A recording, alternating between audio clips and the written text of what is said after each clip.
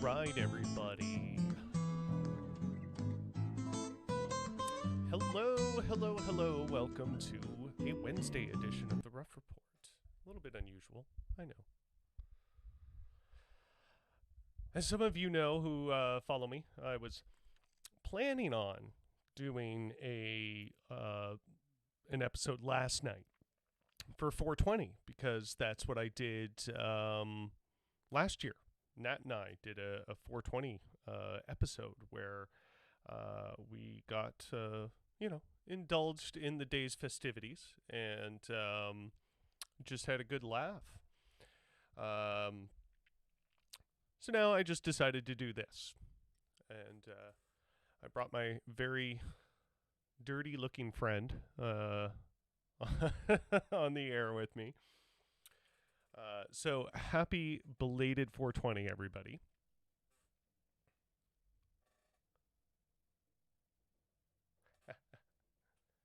Thank you. Yeah, it's lazy eye makeup, but it's eye makeup nonetheless. I felt like being a little pretty today. Indulge in my feminine side.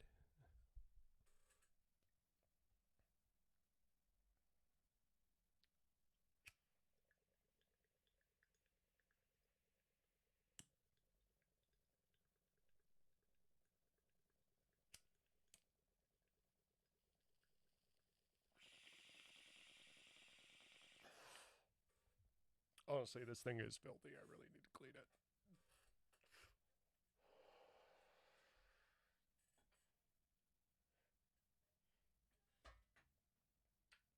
Still gets the job done, though.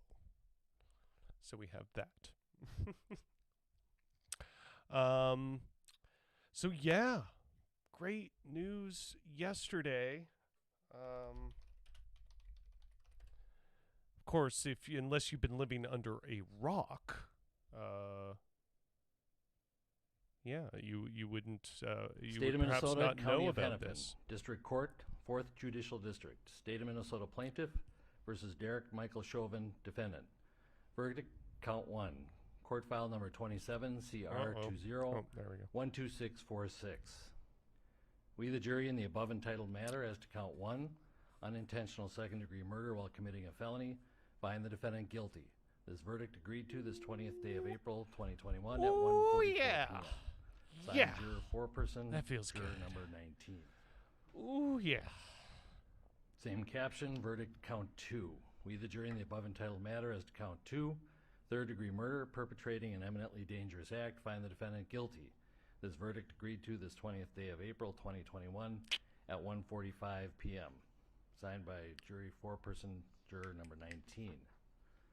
Boom. Same caption, verdict count 3. Boom. We, the jury, in the above entitled matter as to count 3, second-degree manslaughter, culpable negligence, creating an unreasonable risk, find the defendant guilty. This verdict agreed to this 20th day of April, 2021 Hell yeah, he's guilty. at 1:45 p.m. Hell yeah. And of course, who could expect that, there was going to be words had about this? Who would have guessed that possibly could have happened? That you were going to see all kinds of takes about this, right?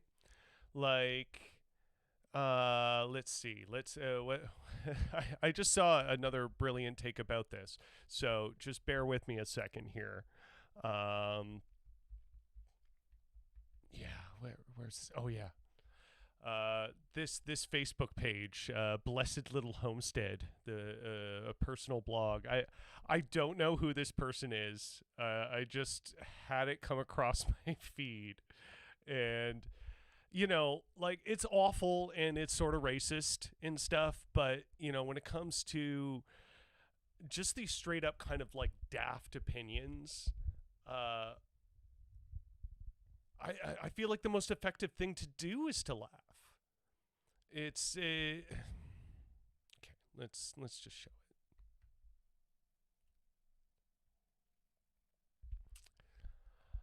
I think he was guilty, but I don't think he got a fair trial. And yes, that is important. Why is that important? Why is that important? And yes, that is important. Like, you're people making those sort of like platitude statements, like yes, what I'm saying is powerful, and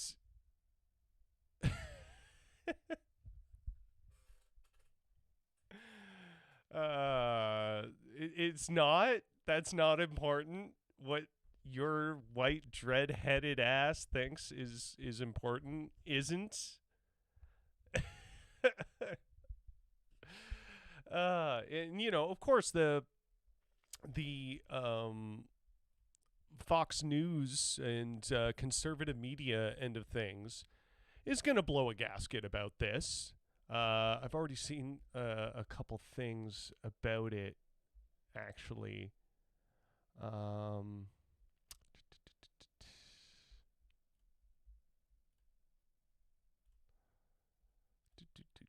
Sorry, bear with me, folks. I had a few other things pulled up here, so I need to redirect myself.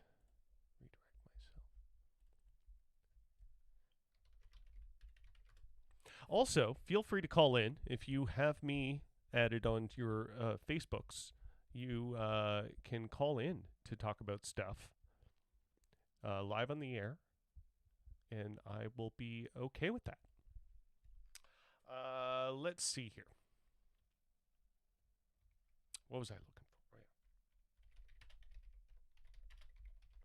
Like, I had predicted that as soon as even before the announcement was made, they probably already had, like, conservative media for the most part, probably already had a strategy put in place, right? Like, this is what we're going to do if it's guilty. This is what we're going to do if it's innocent. Yeah, so let's see. I don't know. Has Fox News said anything? It doesn't look like there's any updates from the pundits yet. I don't know. Maybe I'm mistaken, but yeah, it's not pulling up anything, because there's usually a there's usually like there's one of two ways that they usually go about this, right? It's the one way is that they are going to just bury it and avoid it completely, quite possible. And then there's the other side that's going to, how you say, try and deflect in a like dismissive manner, like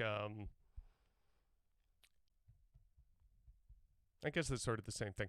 Here. A second here.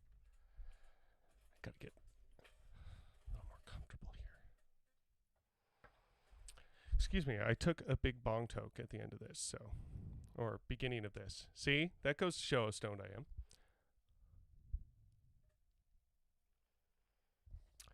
What the actual fuck? What is it, Brent? Brent's back with us. Brent is a very special boy who lives in a special little reality where germs aren't real and science isn't real. And we're always delighted to have him because he comes from a different universe that is fascinating compared to our own.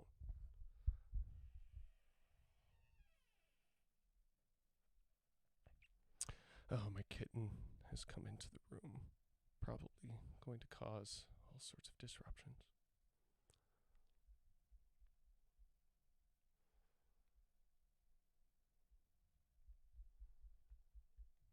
Yeah, so what was I saying? The second point in regards to conservative media, there's like, Fox News has a way of just conveniently not talking about certain things. And they do it pretty often. It's always obvious when they do, because like the biggest story could be going down, like, the Biden has become president, and they're talking about, some sort of controversy around I don't even know what, breakfast cereal or some shit, who knows.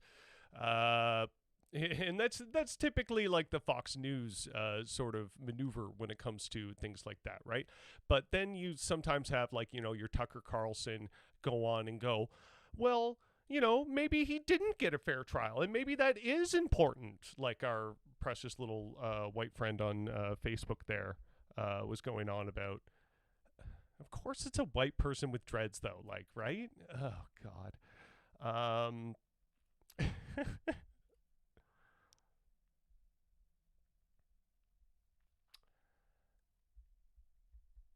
And now, um, of course,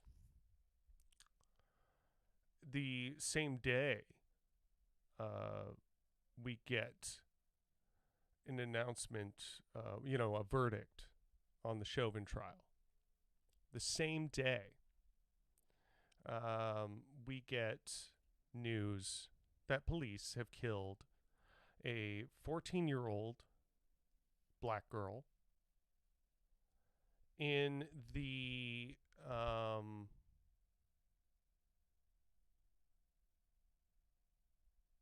occasion that that girl called the police herself. Apparently, she was the one to call the cops, and they arrived and they killed her. And that's how that incident ended. And that obviously shouldn't happen. Happened to Makia Bryant. I hope I pronounced that correctly. She was 16 years old.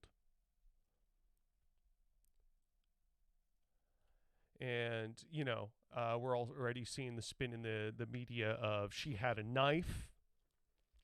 Here, there's some body camera footage here.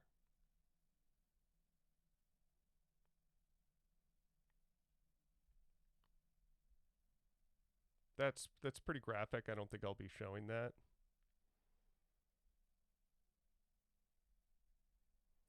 Um,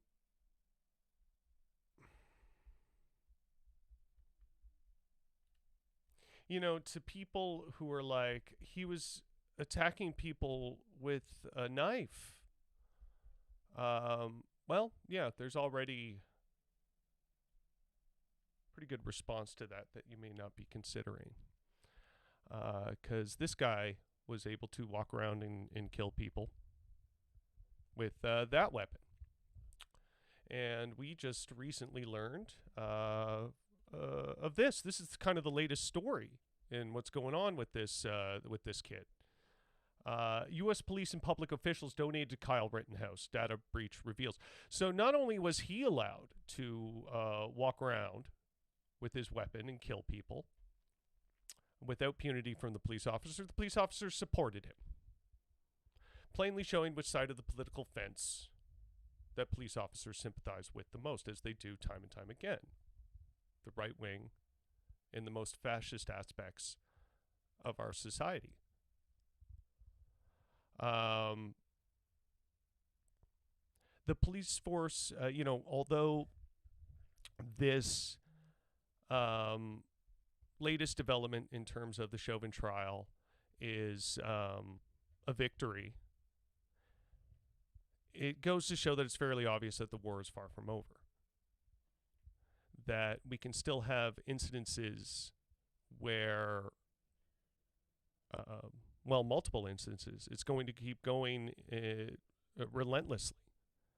This was a small battle won. The system that allowed it to happen in the first place, that just allowed Ms. Bryant to be killed, that allowed, who was it last week? Dante? Dante Miller?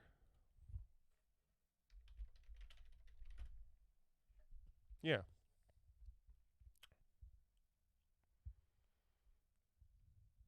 It's going to continue to happen. The war is far from over. They're going to double down. It's going to get worse before it gets better. The people in the position to have the most influence over this situation are going to continue to fail. That is the result. That is the reality. Is it okay? Of course, it is okay to be happy and extremely relieved at this result.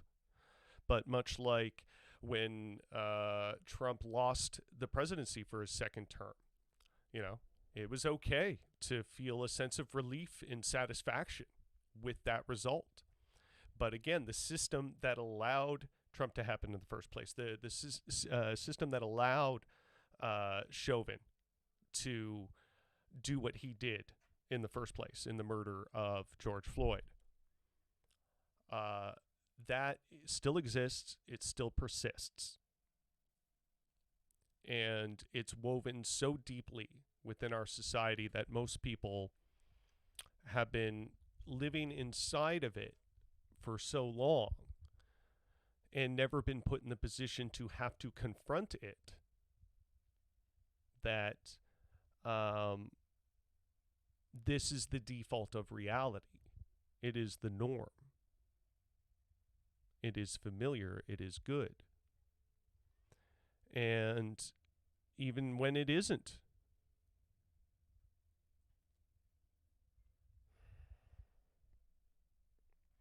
and that's what makes this sort of thing so difficult, is that when it is so deeply woven into the psyche of somebody, of the majority of an aspect of society, that cruel indifference and racism is just so casually commonplace that we cannot recognize it as such when it happens. That we do not see the system of white supremacy that exists because we've been in it for so long. I earlier described it in a social media post about it being like living in a town that has a pulp and paper mill. When you live near one of those, it stinks all the time, right? But when you live in a place that has a smell like that, you don't realize the smell after a while, or at all if you're just straight up born into it. It's a part of your everyday life. And to get rid of the smell is to get rid of the paper mill, which is the economic lifeblood of the town. So you don't want to disrupt that system. And if you are not bothered by the smell, then why would you have any interest of getting rid of it? And it's the white supremacy sort of operates under the same dynamic. Is that if you have a comfortable majority that is not largely affected by it, you can create a mythos of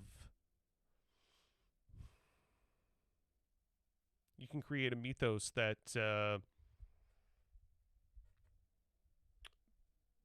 basically says that it isn't real, and that pointing out that it is an affront to what is good and decent to your society. And you can manufacture that sort of consent to, and like it's like Inception. It's like you led the person to come up with this thought for themselves, and thus when you do that, it feels a lot more convincing. Feels a lot more like, yeah, if you thought of it yourself, it was from your own mind. It was from your own free will. So thusly, you don't. Somebody's not feeding it to you, right? And that feeling feels good. It's tempting for a lot of people.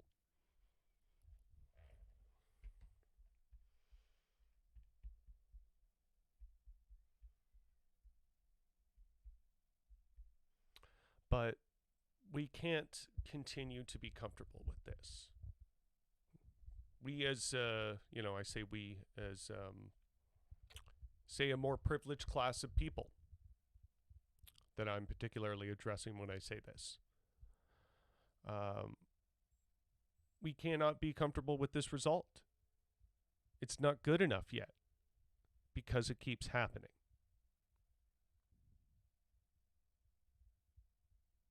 And as we know, in order to successfully address this problem within a society, we have to be prepared to address um,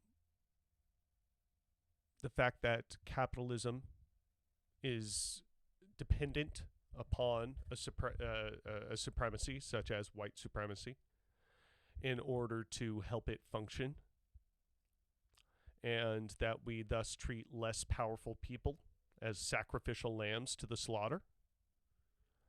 And this is a system that we now treat as normal, default, some sort of objective sense of reality, that this is just how things are.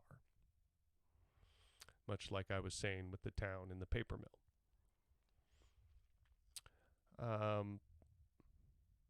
Yeah. We have to be better, continuously better about confronting this stuff. And we're going to continuously slip up. We're going to say the wrong thing. We're going to get impassioned and fired up and make mistakes. Speak over the people we shouldn't. Like speaking over the people we're claiming to help. These are things we just got to be mindful of as allies. And listening to the people who are most affected by it and giving them space to be listened to.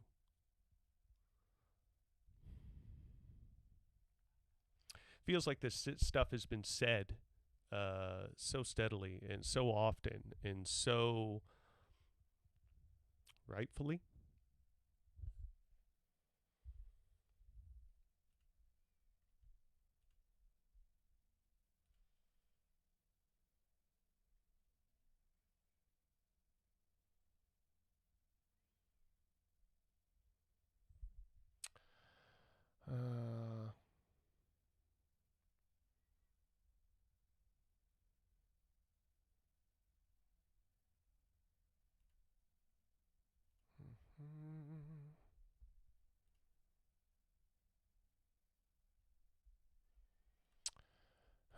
What are we moving on to next? Yeah, still no deal. Like, that's the last I heard about Kyle Rittenhouse. Officers and officials donated and fundraised for him. And it came from a data breach through a Christian crowdfunding website. Just to show how, what spirituality is most likely to be white supremacist.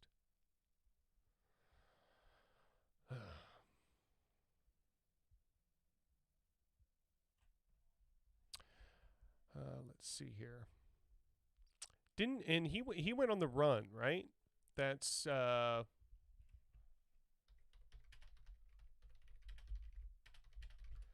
let's see. Let's see. Where is Kyle Rittenhouse?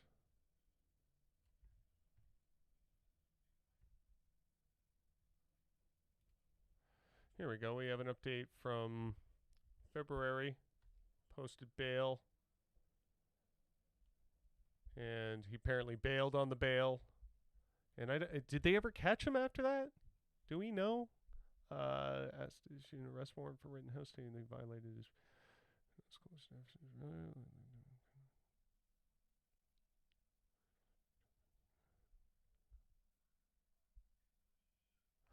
Okay. He's still awaiting trial. I certainly hope justice is delivered in that case too. It's going to keep happening, folks. We can't be comfortable with it. And the other main topic I wanted to talk about is, how Doug Ford must resign.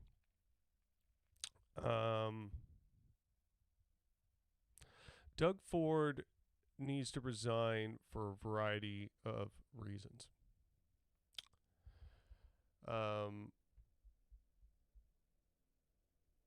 His gross incompetence throughout his entire premiership. He axed the sick days early in, right? He made those bad moves early in. He cut from healthcare. He cut from education. He cut the green energy program, which in all manners of speaking was a terrible idea. All of those things. He axed the planned increase in minimum wage. A lot of those things I just mentioned that he axed before the pandemic would have been of great assistance to many people if they were readily available at the beginning of the pandemic, if they were properly funded when this all started. There's a lot of things we could have done to avoid this from the very beginning that Doug Ford directly caused.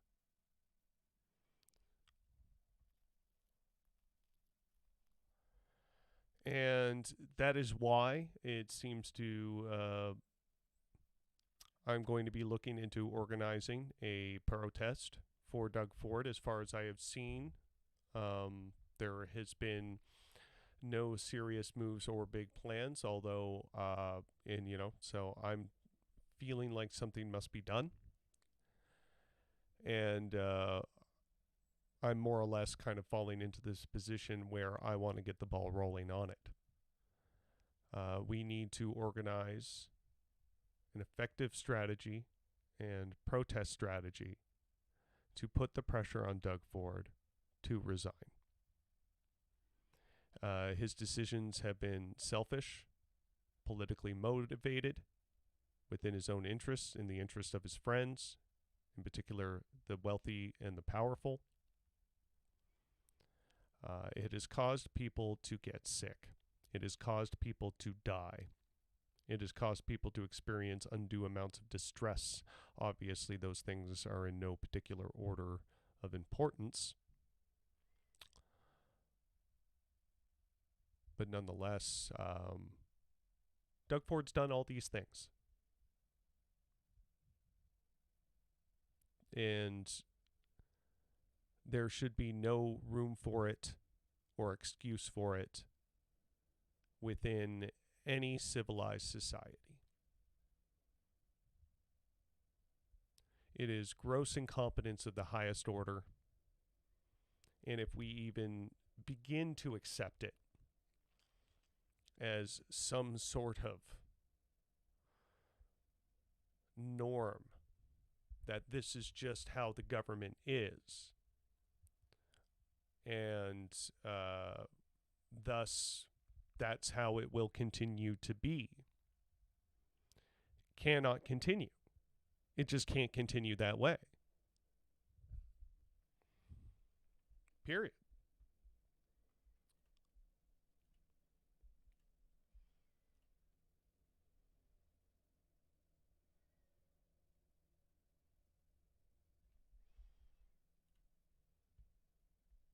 Of course, we're going to be expanding on a few more things tomorrow. Going to be talking about Doug Ford a little bit more and the conditions here in Ontario.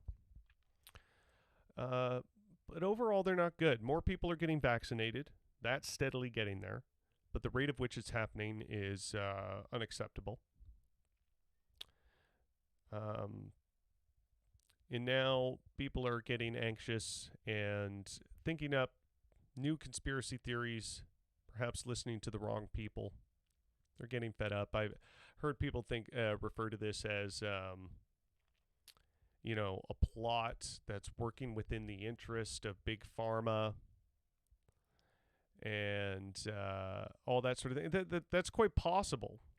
But, it's just like the experts who are recommending this stuff, they're in on it too, kind of thing. And that the experts that we're listening to should be considered shady. And, again, I'm going to be expanding a little bit more about that tomorrow. So I guess this is more a trailer for tomorrow's episode. Because I don't have all the details that I wanted lined up on that right now. So that's why I'm waiting till tomorrow on the regular episode, where hopefully you will be watching as well.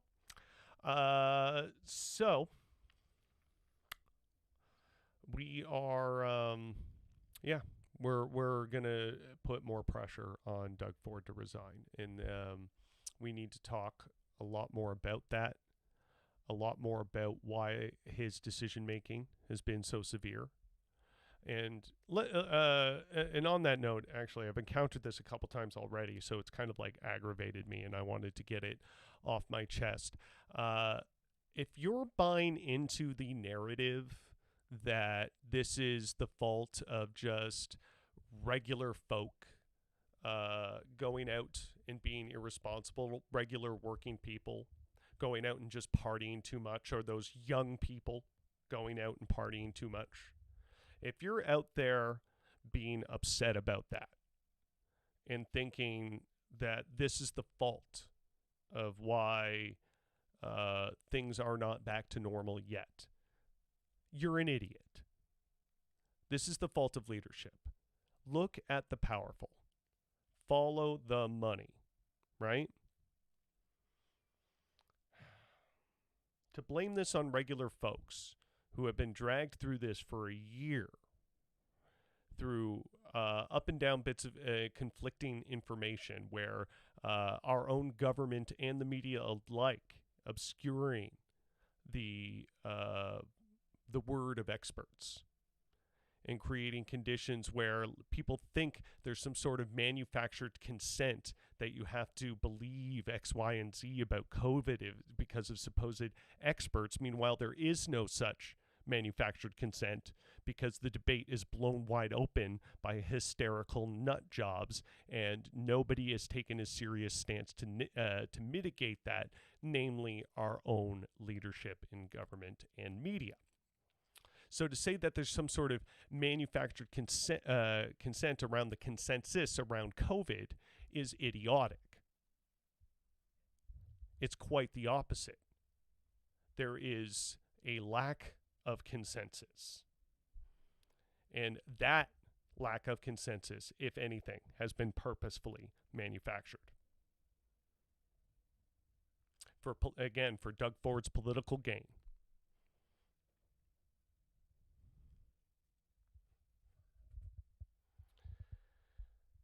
So yeah, of course, people are confused. They're fed up. They're scared. They're stressed out. And go, oh, I'm so sick if just those people would follow the rules. That's always so easy to say, isn't it? If just those people would follow the rules, everything would be fine. Not thinking about what those rules are, what they're historically based in, what material result that plays out for people. Never mind any of the actual context that affects human beings and society as a whole. Never mind all of that.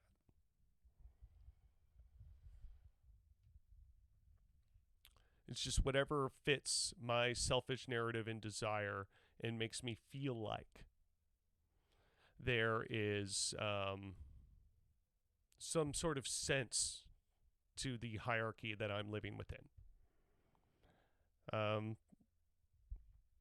I believe that's what a lot of that comes down to. If you can blame the regular average person for being irresponsible,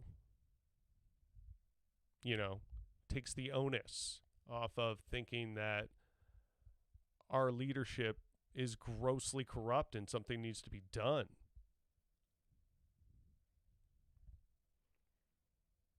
I don't understand how that's avoidable at this point.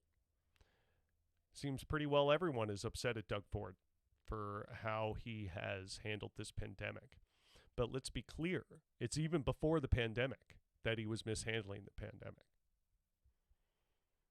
We have to understand that when you cut social safety nets that were in place for a reason, that people foresaw that, trouble can pop up in nature.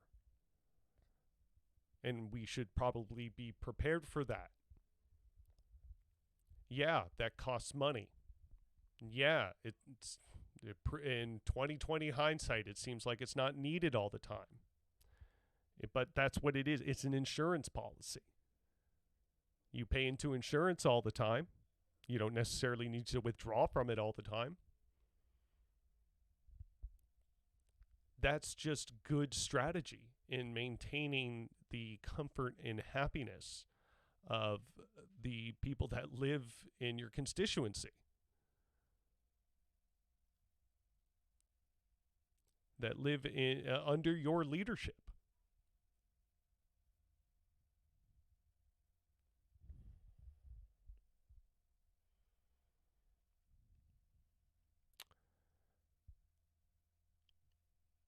So, it's kind of depressing in that we're looking at white supremacy being an ongoing divisive force in society, and mostly divisive because the people who are most trying to confront it are getting a lot of pushback by people who don't want to confront it because it frustrates their sensibilities. Same way most people don't want to confront what is happening in our society in regards to Doug Ford, COVID, what that means about capitalism, what that means how we treat people, what that means about what we prioritize as a society. It's about challenging a whole mountain of status quos. And it feels like the past 12 months have really taken the veil off of all of it. And it's plain as day. And we're all just sort of scrambling to try and make some sort of sense of what all of that is. And yeah, what do you do about Doug Ford? What do you do about COVID? What do you do about white supremacy when it just seems to be getting worse? We seem to get these little battles won, but the beast is not slayed. So it can feel really disheartening, and I'm right there with you on it. I hope there's something we can do, but all you can do is keep fighting, and that's what we're gonna do. That's all I can think to do. So stay tuned for the show tomorrow. We're going to be talking a lot more about having an actual organized protest against the Doug Ford administration and why he should resign, in that his decision making in around his entire premiership, but especially highlighted by COVID, of course, he has gotten people killed, continues to get people killed out of fear and out of his own selfish political interest. Every bit of evidence points towards it, like we talked about on previous episodes about how where all the vaccines are being prioritized in the so-called hot zones, most of them happen to be high-end conservative ridings. I mean high-end as in economic class, but of course particularly represented by conservative MPPs. So so much of this has been inexcusably corrupt that to have nothing done about it should be a coffin nail, like the final coffin nail in what a just society means. It's dead at that point. How could we let somebody so grossly incompetent, not only grossly incompetent, just grossly incompetent at even being corrupt, because he's not even good at hiding it. There's nothing sly about it.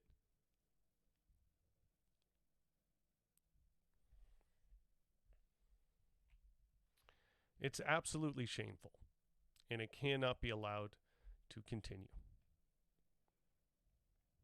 We cannot continue to have systems that allow people to be broken down and killed because of the color of their skin, or broken down and killed because they're essential workers but not worth enough to be given a living wage. And all the various other things I've already talked about in this episode. Uh, it's a lot. It's so depressing and enraging and kind of counter to the vibes I was hoping to set for myself at the beginning of this episode by taking a big bong toke. And so I apologize if I've gotten off the trail a little bit in what I'm saying, because, yeah, I did that. So, yeah, let's try and take this last 15 minutes that I might be on there. Maybe I'll cut out early. I don't know. Depends on what you're saying. Maybe I'll do that. Maybe I won't. I don't know. But yeah, let's take at least the last bit of time that I will be on the air with you today in this surprise bonus Wednesday episode of The Rough Report.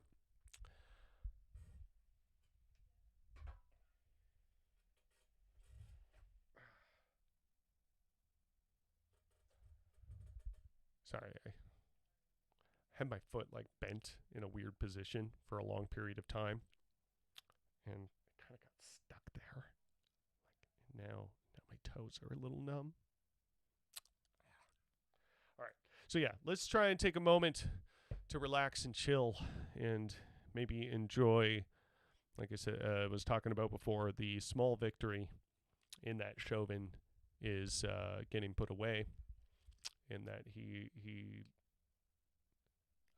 fought the law and lost, and it finally happened to the corrupt representatives of the law. That it is, he was proven guilty of purposefully killing that man, George Floyd. That's satisfying, but especially as a privileged person, and to the privileged people watching, we cannot rest on those laurels, because it's already happened a few times over again, since the Chauvin trial even started.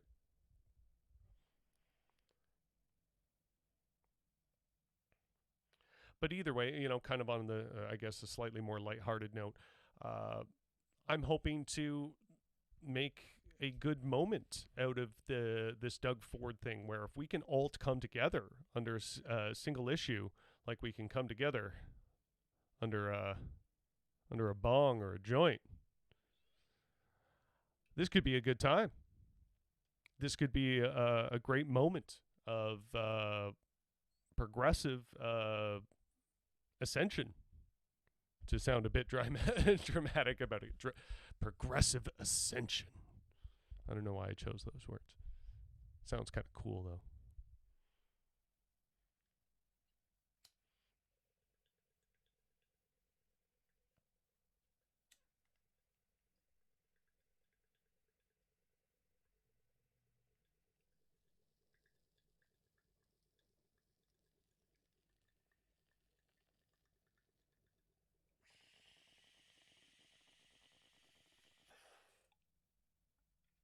Yeah, this thing is so tarred up.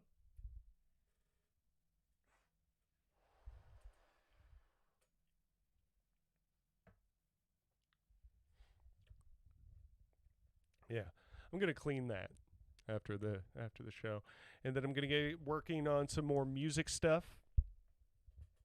Yeah, cool stuff happening on the music front. Tomorrow, I'll also be announcing the date of another show, and maybe this time we can have a few set it up so there's a couple other musicians who can join us and do a set, and help us, make it a cool variety show. And then, so tomorrow I'll be announcing that date. Tomorrow we'll be talking a little more about Doug Ford and and having a protest to put, hopefully, real political pressure in having him resign. So hopefully we can make some progress on that front.